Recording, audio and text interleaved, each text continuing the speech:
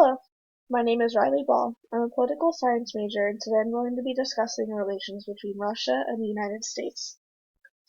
I chose this topic because we've been in conflict with Russia since the Cold War, and I find the recent communication and strategies taken between President Trump's administration and Russia very significant.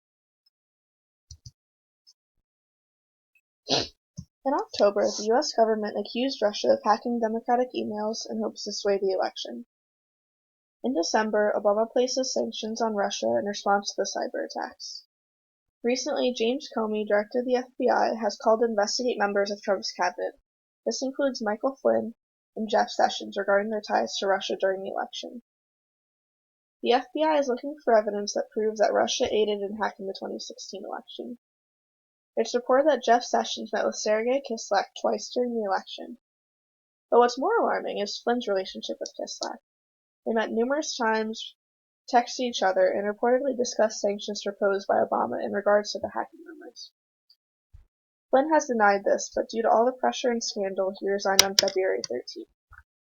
And however, there's no evidence that Russia directly hacked into the polls or the election in general. There's evidence that they have leaked the emails which might have influenced voting behaviors themselves.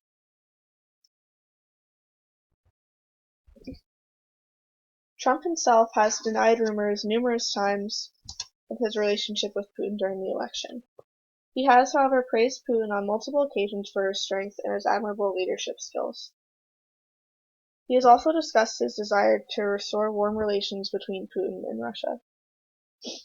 People have an issue with his 2013 tweet about wanting to meet with Putin and be his best friend during a beauty pageant. Trump, however, has denied this and just said that it was just a joke. Trump made contact with Putin via phone call on January 28th. The phone call was not recorded, but reportedly they discussed topics such as how to defeat ISIS and international terrorism.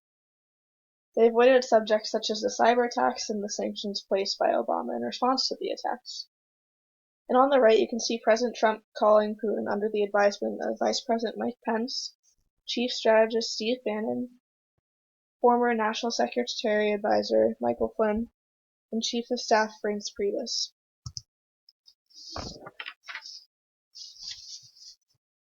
Russia's reactions to Trump's policy actions are worth noting as well. In regards to the Muslim ban, Russia has taken a relatively neutral stance by saying, "It's none of our business." This could be explained because of all the native Muslims in Russia and to avoid damaging their relationship with Syria. Russia has, however, condemned Trump's recent attack on Syria. They have said it was an illegitimate and irrational action that could threaten peace and international stability. The U.S. has warned Russia ahead of time and avoided hitting Russian personnel in the area, but Russia still does not approve of the attack. This is due to Russia aiding Bashar al-Assad back in 2015, so a negative reaction was partly anticipated. Now that we've discussed the United States' relationship with Russia, it's important to address the problems between the two countries. A major one is their military presence in the Ukraine and Syria. Russia annexed Crimea back in 2014. Attacks have been happening since, and even during Trump's presidency, as late as February. And on the right, you can see images of what the protests in Crimea look like. Most of Ukraine just wants freedom from Russian control and independence. Russia has also been attacking Syria to aid Syrian leader Bashar al-Assad. It's estimated that Russian strikes have killed up to 4,700 civilians. Another issue is the accused hacking of the Democratic emails and possibly the 2016 election by Russia, which I have previously discussed.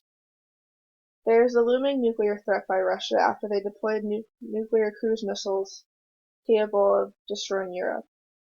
These are just tests, but the American security is directly tied to European security, and we must assure that Russia keeps the peace. These tests have been disappointing and alarming for the U.S., considering Obama has worked very hard for nuclear disarmament in Russia. Russia's deliberate strengthening of nuclear weapons has violated the treaty, which limits deployment of nuclear weapons in Europe.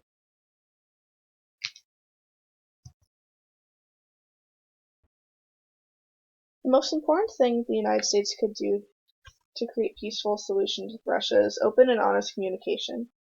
This way nothing gets misunderstood, blown out of proportion, and nobody gets offended. If things can't be resolved through peace talks, it's up to President Trump to uphold and even strengthen current sanctions with Russia. Military conflict should be avoided at all costs. This can be disastrous for the US, Europe, and many other countries, and it would not look good considering that Trump has expressed desire during the election to resolve hostility with Russia and create peace.